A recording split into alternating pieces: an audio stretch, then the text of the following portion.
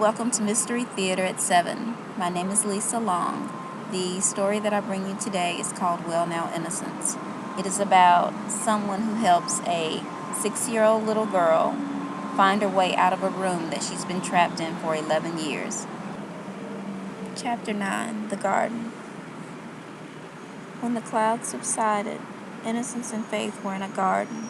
Faith, whose dark circles around her eyes faded with the clouds, looked at Innocence while smiling and said, "I can rest now, Innocence. I know.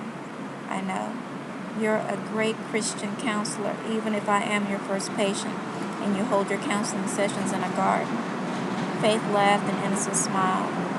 As Faith hugged her one last time before she left, Innocence said, "I'll see you when I see you." Chapter 10, Representation.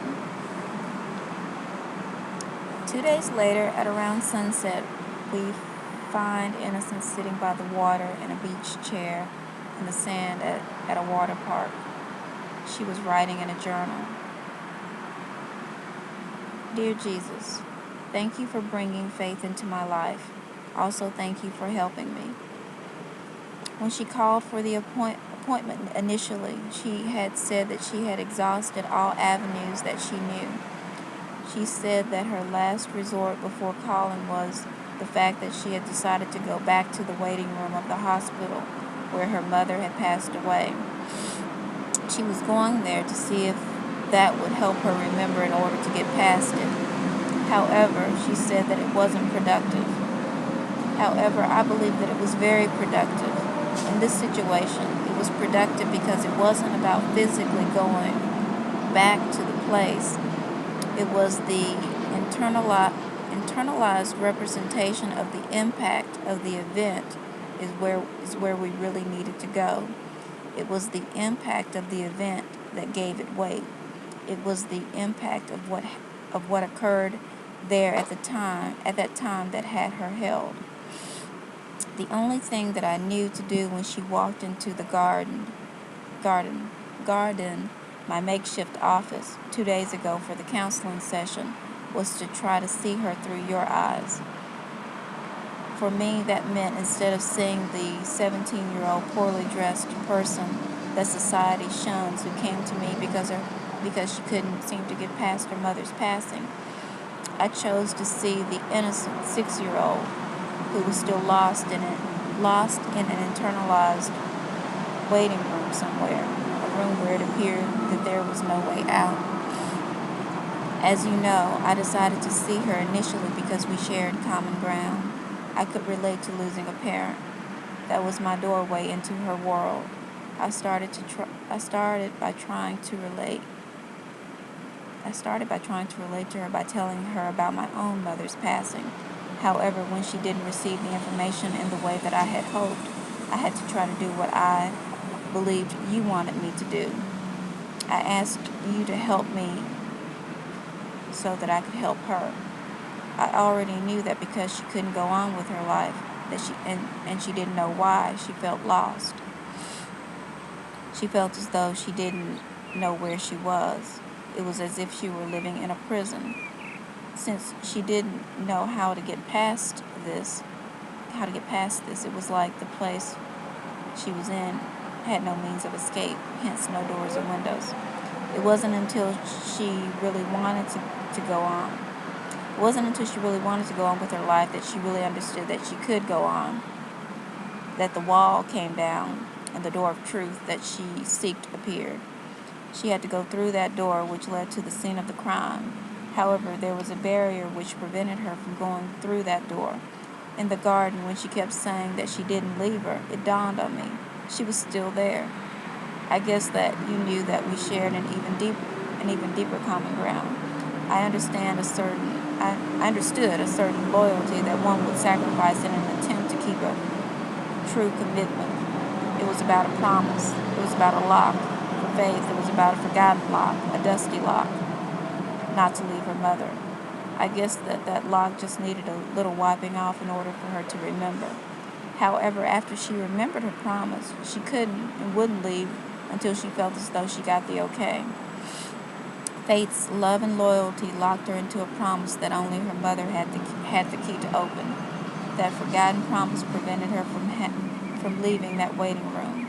She had to be released from that promise and go through that door and finally finish what she had started 11 years ago. And the only thing left to do now was to say goodbye, the thing that she knew she had to do. In the garden, after she made the decision and said goodbye to her mother in her heart and mind, she remembered a dream shown to her a few months after her mother had passed. It was a dream of her mother coming down this invisible stairway from heaven and giving her the doll back, the doll that she had buried with her mother so that she would not be alone. It is truly ironic, isn't it? It wasn't until after Faith let her mother go that she could see that she had simply changed addresses. I'm proud of her, God. Thank you for helping her. Watch over Faith. Thank you, and I love you always. Till tomorrow.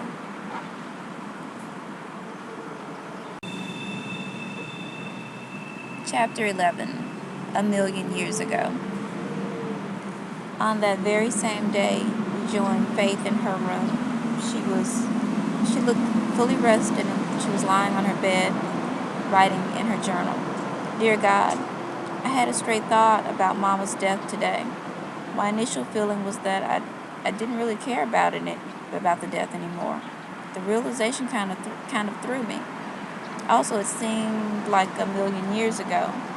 In addition, there was this realization that Mama's not there anymore. She's in heaven and we're both in the present. Tell Mama that I realize that faith days do not have to end. I've decided to take one day each month for me. Tell her that I'll do that until we can one day share them again in heaven. Of course, you're always invited too, God. She laid the journal down.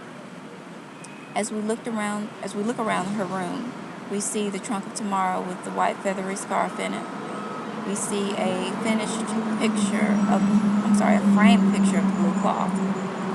We see the final puzzle piece that Faith held on to that day as she was being scooped up from the hospital.